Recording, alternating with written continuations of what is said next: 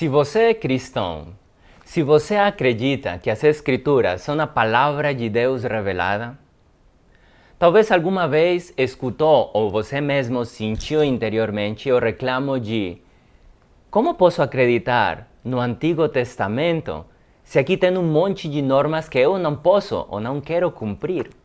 Acaso não é um pouco hipócrita escolher o que eu vou seguir e o que eu vou ignorar? E se é isso mesmo que eu devo fazer, então tem outra pergunta: como posso discernir entre aquilo que Deus quer que eu cumpra e aquilo que Ele quer que eu deixe de fora? Se eu acredito que o Antigo Testamento é palavra de Deus, não deveria cumprir todo ele?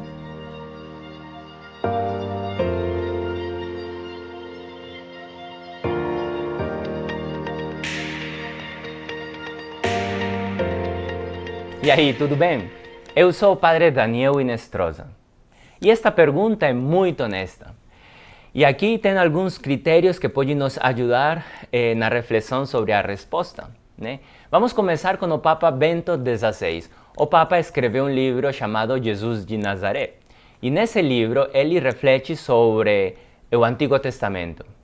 E ele ensina que os estudiosos da Bíblia geralmente categorizam as normas e as leis do Antigo Testamento em dois tipos: as normas apodícticas e as normas casuísticas. Apodíctica é uma palavra grega, como muitas dessas palavras sofisticadas e trava-línguas da teologia. E essa palavra significa demonstrar.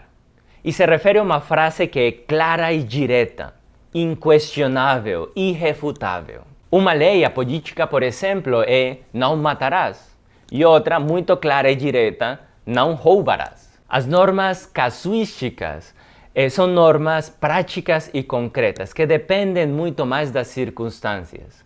Se a pessoa X faz Y, a consequência é Z. É algo muito mais concreto. As normas apodícticas são mandatos para todas as pessoas, de todos os tempos e de todos os lugares. As normas casuísticas, por definição, são mais caso por caso, dependendo muito mais das circunstâncias do tempo, dos lugares e do grupo das pessoas.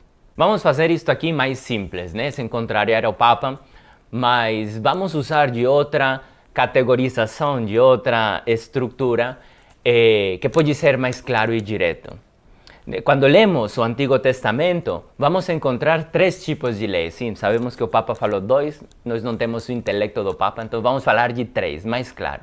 A primeira, existem leis sobre a vida política de Israel, sobre o governo de Israel.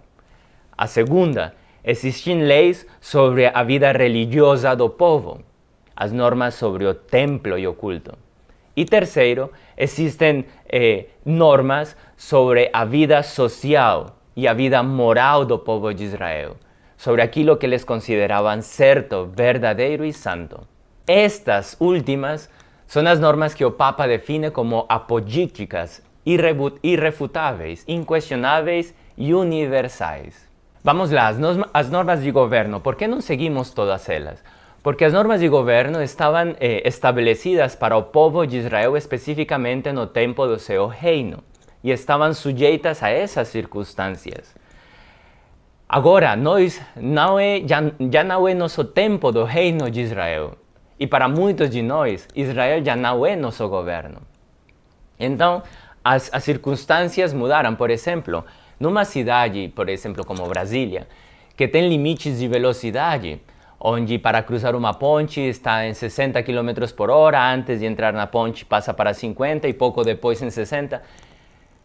Essa é a lei, isso que deve ser cumprido. Agora, no momento em que já não está mais a cidade, ou sei lá, talvez já não está mais essa ponte, a lei já não tem validade, já não serve de nada essa orientação, porque a circunstância mudou. E algo similar acontece com as normas referentes à vida religiosa de Israel, a vida no templo. A vida religiosa cultual do templo de Israel estava diretamente vinculada na vida no templo. Então, a mesma coisa. O templo de Israel foi destruído no ano 70. Uma vez que o templo não existe mais, as normas que faziam referência ao templo mudaram. já não estão mais lá.